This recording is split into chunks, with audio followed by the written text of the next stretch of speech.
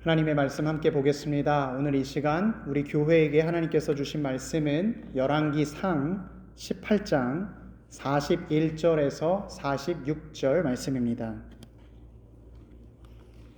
열왕기상 18장 41절에서 46절 말씀입니다.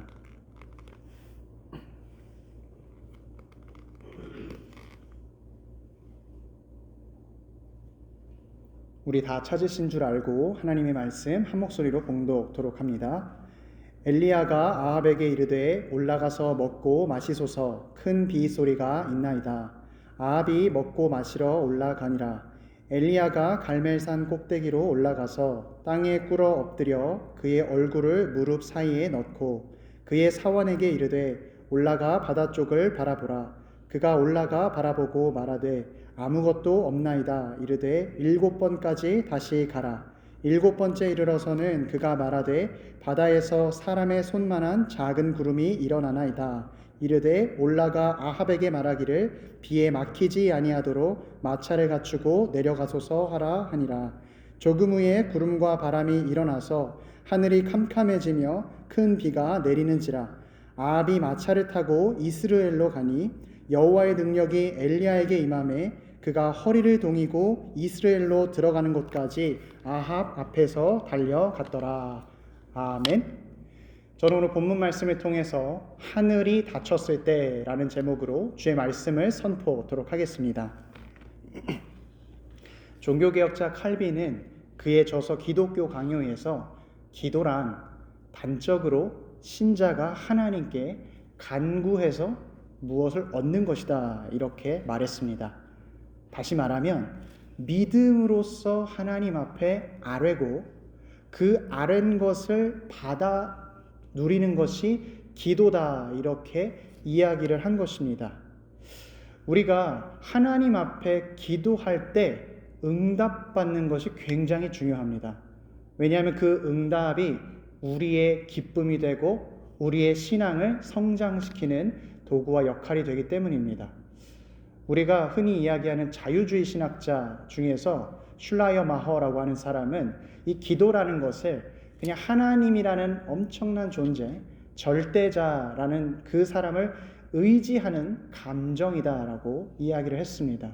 그래서 단순히 이 기도라는 것은 그분을 의지하고 간구하는 것이기는 하지만 그냥 그 간구하는 것에서 끝난다라고 생각을 한 것입니다.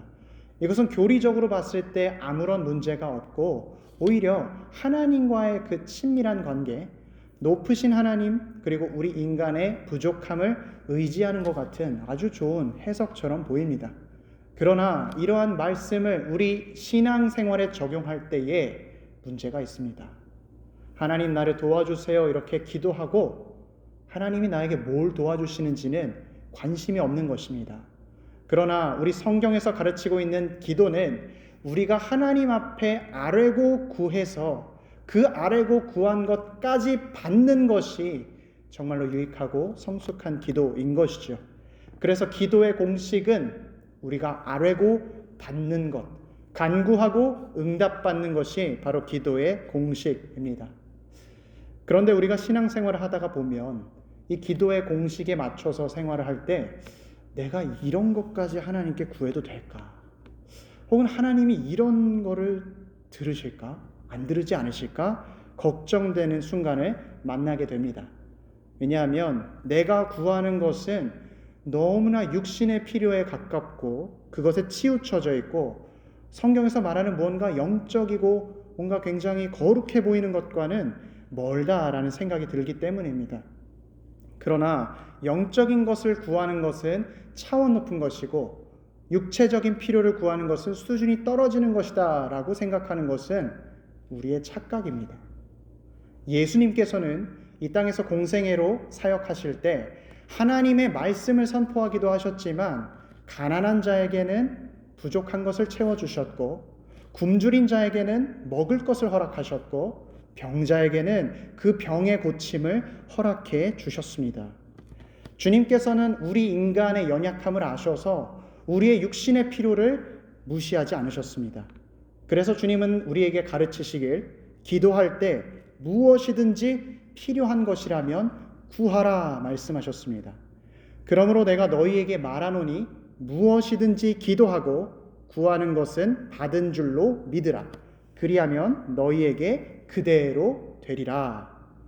우리가 하나님께 간구함에 있어서 영적인 필요도 필요하고 육체적인 필요도 필요하지만 이것은 둘 다 구할 수 있는 문제인 것이지 둘 중에 하나만 선택해야 되는 문제는 아닙니다. 오히려 영의 문제도 육신의 필요와 문제도 주님 앞에 가져가서 주님 이것을 해결해 주십시오. 주님만이 나의 문제의 해결되십니다. 라고 고백하고 기도하는 것이 더 성숙하고 성경적인 믿음인 것입니다. 사랑하는 피스메이커 교우 여러분, 오늘 이 시간 여러분에게 필요한 무언가가 있습니까?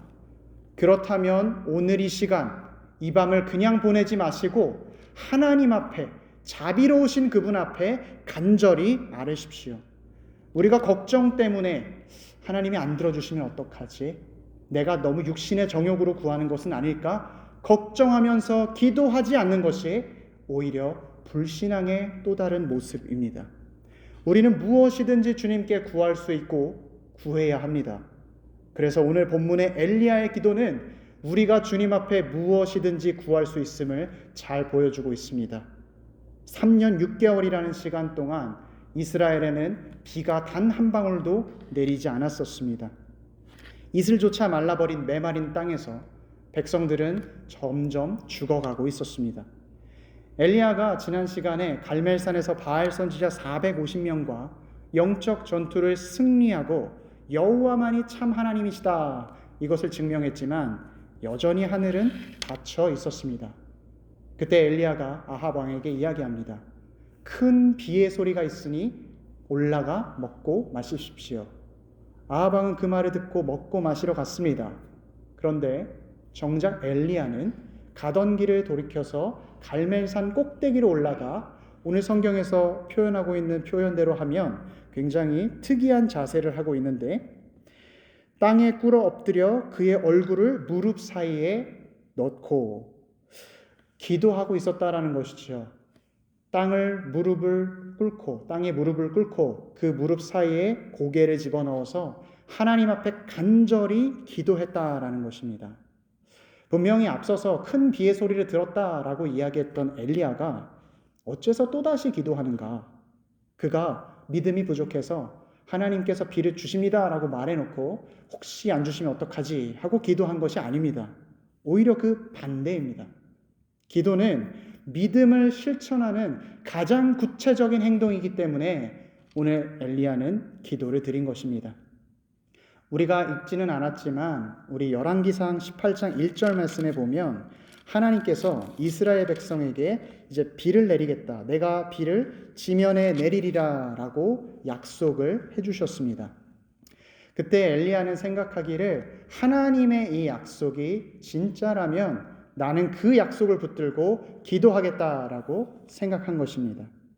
하나님의 약속은 어차피 이루어지는 거니까 내가 구하던 구하지 않던 그냥 이루어진다라고 생각한 것이 아니라 하나님의 약속을 믿기 때문에 그 약속을 의지해서 기도한 것이지요. 우리의 모든 것을 주관하시는 하나님이라면 지금 가뭄과 비가 내리지 않는 상황을 그냥 지켜보시지 않을 것이다. 우리에게 자비롭고 선한 하나님이시라면 이 문제를 그냥 넘어가지 않으실 것이다. 엘리야는 하나님의 약속에 근거해서 주님께 비를 내려달라 간청한 것입니다. 그렇다면 오늘 본문에서 엘리야가 믿음으로 기도한 결과가 무엇이냐? 45절과 46절의 말씀을 보게 되면 조금 후에 구름과 바람이 일어나서 하늘이 캄캄해지며 큰 비가 내리는지라 아합이 마차를 타고 이스라엘로 가니 여호와의 능력이 엘리야에게 임하매 그가 허리를 동이고 이스라엘로 들어가는 곳까지 아합 앞에서 달려갔더라. 하나님께서 엘리야의 기도를 들으셨고 하늘을 열어주셨습니다. 드디어 비가 내리기 시작한 것입니다. 온 세상에 비가 쏟아지기 시작했고 메말랐던 것은 살아나게 되었으며 죽어가던 것에 생명이 덧입혀졌습니다. 이때 엘리야가 얼마나 기뻤는지 마치 영화의 한 장면처럼 빗속을 질주해 나가기 시작합니다. 그리고 외치길, 주님, 드디어 비가 내립니다. 주님, 드디어 비가 옵니다. 이제 이스라엘 백성들은 여호와만이 참 하나님이심을 정말로 믿게 될 것입니다. 기뻐하며 빗속을 달려가는 것이죠. 사랑하는 성도 여러분, 기도하는 사람만이 누릴 수 있는 은혜가 있는데 바로 내 기도가 응답되었다는 기쁨과 감사함입니다. 우리가 하나님께 간구했을 때 우리는 하나님과 친밀한 관계 속에서 하나님과의 교제를 통해 기뻐합니다. 또한 정말로 내가 기도했을 때 주님이 그 기도를 들어주시는구나, 또 그것을 응답해 주셨구나 하는 감사함을 고백하게 됩니다. 날마다 기도하는 사람은 이 기쁨과 감사함을 날마다 경험하는 것입니다. 그리고 이것은 기도하는 자만이 누릴 수 있는 축복입니다. 기도하지 않는 사람은 하나님의 약속이 이루어져도 그것이 하나님으로부터 나왔는지 모릅니다. 그냥 우연하게 됐나 보다. 이번에 운이 좋았나 보다. 이렇게 생각하는 것이지요. 그러나 주님 앞에 일일이 엎드려 간구한 사람은 내가 기도한 대로 주님께서 응답해 주셨고 내가 간구한 것에 주님이 들어주셨다 경험하게 되는 것입니다. 그래서 그 마음 가운데 기쁨과 감사함이 충만히 있고 주님과의 친밀한 관계 가운데 더 많은 은혜를 누리며 살아가는 것이지요. 저는 바라기는 이 밤에도 엘리야에게 있었던 그 기쁨과 감사함이 오늘 우리 마음 가운데 충만히 임하기를 축원합니다. 그렇다면 엘리야가 어떻게 기도했길래 하늘의 문이 열리고 주님의 은혜를 경험한 것인가? 본문을 통해서 엘리야의 기도 특징 2가지를 말씀드리고자 합니다. 첫 번째로 엘리야의 기도 특징은 구체적이고 분명한 기도입니다. 엘리야는 하나님께 기도할 때 막연하게 구하지 않았습니다. 그는 주님 앞에 엎드려 기도하면서 정확하게 주님 비를 주시옵소서 간구했습니다. 비가 없으면 이스라엘은 계속 고통당하고 결국에 멸망할 것입니다. 하나님이 사랑하는 백성들은 다 흩어지고 하나님의 이름이 온 땅에서 영광이 떨어지고 수치를 당하게 될 것입니다. 반드시 비를 내려 주십시오. 이렇게 기도를 한 것입니다. 한국의 여의도에서 목회를 아주 크게 하시고 또 유명한 목사님이 한 분 계십니다. 그분이 구체적인 기도의 중요성을 설명하면서 이런 예화를 소개한 적이 있었습니다. 한 거지가 있었는데 그 거지가 너무 오랜 시간 밥을 안 먹어서 굶어 죽겠다 생각이 들어 왕궁 안으로 들어가게 됐습니다. 이제 왕을 만나야 되는데 어찌저찌 해서 겨우겨우 왕을 만나게 되었다고 합니다. 그때 그 거지가 이야기하길 이렇게 아름다운 성벽과 높은 곳에서 우리를 다스리시는 왕이시여 이렇게 온갖 미사여구를 붙여서 이야기했다고 합니다. 그랬더니 왕의 반응이 어땠냐면 시끄럽다고 내쫓아버리라고 했다는 그런 이야기였습니다. 거지는 당장 죽게 생겼는데 자신은 굶어서 너무나 힘들고 어려운 처지에 있는데 체면을 차릴 여유가 없었던 것입니다. 그렇게 하지 말았어야 했습니다. 왕을 만났을 때 그는 빨리 밥을 좀 주세요 라고 이야기를 했었어야 합니다. 그런데 그는 그렇게 하지 않았고 결국에 얻을 것을 얻지 못하게 된 것이죠. 사실 왕은 거지를 보았을 때 딱 보면 그가 밥이 필요하고 며칠을 굶었구나 생각하고 다 알고 있었습니다. 그래서 그에게 밥을 주려고 준비하고 있었는데 정작 거지는 다른 이야기를 하고 있으니 답답했던 것입니다. 그 목사님은 우리의 기도가, 우리 평상시에 하나님께 드리는 기도가 이런 거지의 기도와 같지 않냐라고 이야기했습니다. 그렇습니다. 우리 하나님께서는 만왕의 왕이십니다. 그리고 하나님은 우리를 보셨을 때 지금 내 마음 가운데 어떤 소원이 있는지, 지금 내 삶에서 무엇이 가장 어렵고 나를 힘들게 하는 문제인지 이미 다 알고 계십니다. 그래서 우리에게 가장 좋은 것을 주시기 위해 예비해 두셨습니다. 그런데 우리가 정작 그것들을 구하지 아니하고 다른 엉뚱한 것들만 기도하고 있다면 그 응답이 지체가 되는 것이죠. 만약에 우리 마음속에 진정 바라는 소원이 있다면 주님, 저 이 소원 좀 들어주세요. 주님, 제가 지난번 넘어졌는데 제 다리가 좀 낫게 해주세요. 저 좀 도와주세요. 구체적으로 알아야 하는 것입니다. 구체적으로 기도할 때에 우리는 그 응답도 구체적으로 경험하게 되기 때문입니다. 고아의 아버지라고 불리는 조지 뮬러가 있었는데 이분은 일생 동안 기도의 응답을 받았다고 합니다. 그래서 어떤 분은 조지 뮬러가 5만 번 이상 기도의 응답을 경험했다라고 이야기를 합니다. 이것을 계산을 하게 되면 60년 동안 매일 하루 2개씩 그 이상씩 하나님께서 기도의 응답을 해주셨다는 것입니다. 우리 성도님들 오늘부터 앞으로 60년 더 사셔야 되니까 오늘부터 매일매일 기도하셔서 하나님께서 나에게 기도의 응답을 주신다는 것을 경험하기를 바랍니다. 조지 뮬러가 언급하는 기도의 응답 비결 중에 하나가 아무리 사소한 것이라도 구체적이고 분명하게 구하라는 원칙입니다. 뮬러는 자기 기도의 수첩에 자기가 기도한 내용을 적고 그 기도의 응답에 대해서도 낱낱이 적어두었는데 거기에 이런 일화가 있었습니다. 하루는 고아들에게 우유를 줄 것이 다 떨어져서 하나님께 기도를 했습니다. 하나님, 오늘 우리 아이들이 먹을 우유가 없습니다. 우리 아이들이 굶지 않을 수 있도록 우유를 허락해 주십시오. 그랬더니 잠시 뒤에 어떤 한 사람이 들어와서 이렇게 이야기를 했는데 자기가 우유를 주겠다라고 이야기를 했다고 합니다. 알고 봤더니 그는 우유 상인이었고 이 사람이 왜 우유를 주는가 봤더니 우유를 가득 실은 수레가 그 고아원 앞을 지나가다가 바퀴가 망가져서 수리를 해야 되는데 바퀴를 고치고 그 배달하는 장소로 가게 되면 우유가 다 상해버려서 어차피 쓸 수 없으니 고아들에게 나누어 주겠다 하고 오게 된 것입니다. 사랑하는 피스메이커 교우 여러분, 하나님께서는 조지 뮬러에게만 특별히 은혜 주시고 그 사람만 돌보시는 게 아닙니다.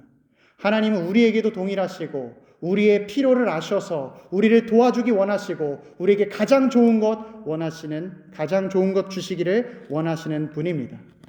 막연한 간구는 내가 무엇을 주님께 드렸는지 기억조차 하지 못하게 합니다.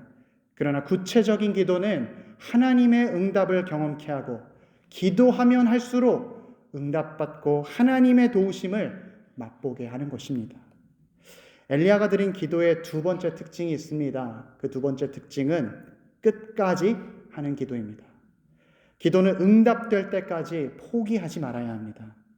말씀에 보게 되면 엘리야가 사환을 보내서 그 바다 가운데에 비구름이 몰려오고 있는지 확인시키는 장면이 나옵니다. 첫 번째 보냈을 때 아무것도 없었습니다. 두 번째 보냈을 때도 동일했습니다. 세 번째, 네 번째, 다섯 번째, 여섯 번째 변화가 없습니다.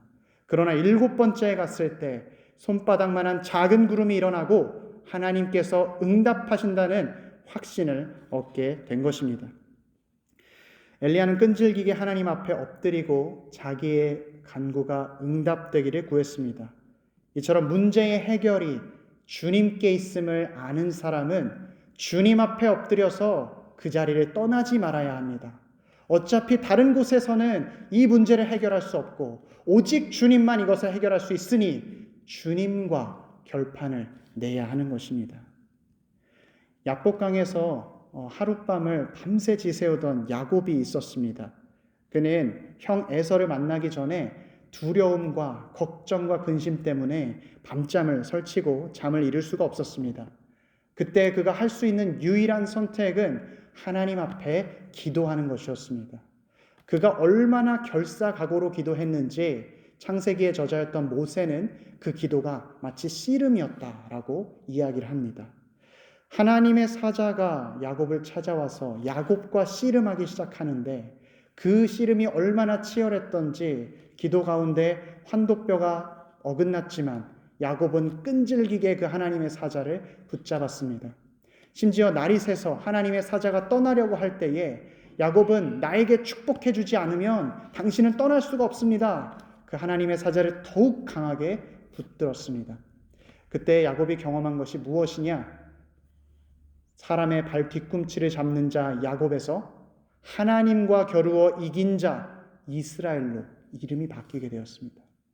그는 그 전에 사람들과의 모든 문제를 해결하려고 그 사람을 붙잡고 그 사람과 문제 해결하기 위해 애썼습니다.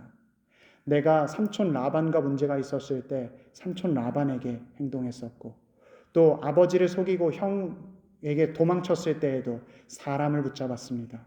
그러나 이제 이 시간을 통해서 모든 문제는 하나님 앞에서 해결봐야 한다는, 하나님을 붙들고 하나님 앞에서 기도해야 된다는 놀라운 영적 진리를 깨닫게 된 것입니다. 이제 야곱은 하나님만을 붙들고 하나님께서 해결해 주시는 인생으로 변화된 것입니다. 끈질기게 주님을 붙들고 주님을 구하는 자세, 이것이 바로 성경이 증거하는 기도 응답의 비결인 것입니다. 복음서의 저자였던 누가도 끈질긴 기도를 강조했습니다. 그는 예수님께서 주기도문을 가르치시고 그 주기도문 바로 뒤에 한 예화를 소개하는데, 그 예화가 강청하는 친구 예화입니다. 어떤 내용이냐면 다들 잘 알고 계시겠지만, 한밤중에 자기 친구, 여행하던 친구가 찾아왔는데 그 친구에게 먹일 떡이 없으니까 본인이 또 다른 친구의 집에 찾아가게 된 겁니다. 그래서 문을 두들기고 친구, 나에게 떡을 좀 3덩이나 주시오, 빌려주시오 라고 했더니, 처음에는 그 잠결에 문을 열었던 친구가 지금 아이들도 다 잠들었고 모두 다 한밤중이라서 내가 줄 수가 없어 라고 거절했는데, 그때 예수님께서 말씀하시기를 그가 벗됨으로 인하여서는 떡을 얻지 못하지만 강청함으로 그 떡을 얻을 것이다 말씀하셨습니다. 강청한다는 것은 간절히 청하면서 끊이지 않고 포기하지 않고 구하는 간구입니다. 그리고 그 뒤에 누가는 아주 유명한 성경 구절을 덧붙여서 언급합니다. 내가 또 너희에게 이르노니 구하라 그리하면 너희에게 주실 것이요 찾으라 그리하면 찾아낼 것이요 문을 두드리라 그러면 너희에게 열릴 것이니 구하는 이마다 받을 것이요 찾는 이마다 찾아낼 것이요 두드리는 이에게는 열릴 것이니라. 아멘. 사랑하는 피스메이커 교우 여러분, 가끔씩 우리 기도 가운데 응답이 더디게 느껴질지라도 우리가 포기하지 말아야 하는 이유는 무엇이냐? 하나님은 끈질기게 구하는 사람에게 응답을 주시며 그 사람에게 가장 좋은 것을 주신다 약속해 주셨기 때문입니다. 울며 씨를 뿌리는 자는 기쁨으로 그 단을 거두고 돌아오리라. 우리가 기도할 때 내 기도가 응답이 안 되는 것 같더라도, 내 마음이 너무 슬퍼서 어렵다 할더라도 응답을 확신하고 끝까지 기도할 때 결국 우리는 기쁨 가운데 하나님이 예비하신 복락을 경험하게 되는 것입니다. 이 시간 말씀을 마치도록 하겠습니다. 야고보 사도는 의인의 간구는 역사하는 힘이 크다라고 말하면서 그 의인은 엘리야였다라고 이야기를 합니다. 오늘 엘리야의 기도는 어떠한 기도였습니까? 구체적이고 분명한 기도, 응답이 될 때까지 끈질기게 기도하는 것, 포기하지 않는 기도였습니다. 오늘 우리의 기도도 엘리야의 기도처럼 구체적이고 끈질기기를 축복합니다. 그래서 하나님께서 들으시고 우리 앞에 막힌 길을 열어주시며 우리 눈앞에 하늘이 닫혀 있을지라도 그 하늘을 열어서 우리에게 축복의 빗줄기 내려주시는 주님을 경험하는 우리 모두가 되길 주님의 이름으로 축원합니다. 아멘.